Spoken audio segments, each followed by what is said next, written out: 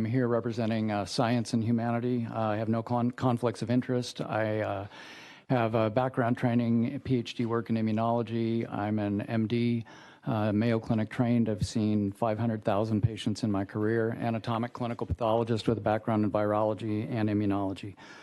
Number one, natural immunity from any disease has been recognized for eons. From the time we had the Black Plague and people that had recovered from the plague cleared the bodies because they had immunity from the plague to now, we have never ignored natural immunity from recovering from a disease until this last 2 years for some odd scientific and unexplainable reason.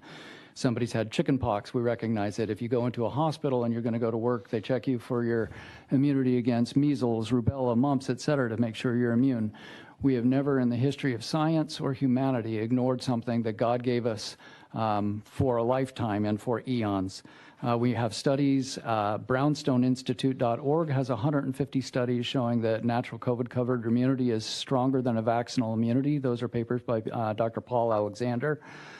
We have studies out of Israel showing a natural COVID-recovered immunity is 13 times stronger than a vaccinal immunity. Studies out of Qatar showing it's about 30 times stronger than a vaccinal immunity. In the CDC, they put out one study, one fake study that was not peer-reviewed showing that vaccine was greater than COVID recovered, was not peer-reviewed.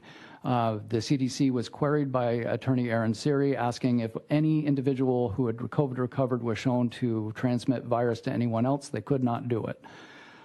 In addition, a vaccinated individual studies out of Vietnam, out of Wisconsin, out of California show that somebody who has the vaccine doesn't make a special antibody in their eyes, ears, nose, and throat called secretory IgA.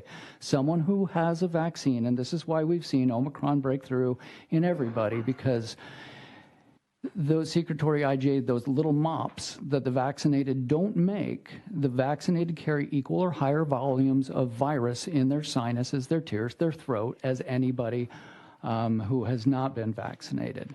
So a vaccine does not prevent, these leaky vaccines don't prevent transmission or spread or disease or death in studies from around the world. We know in studies and solid data out of other countries, as we've seen last week, the CDC has withheld data from the United States citizens.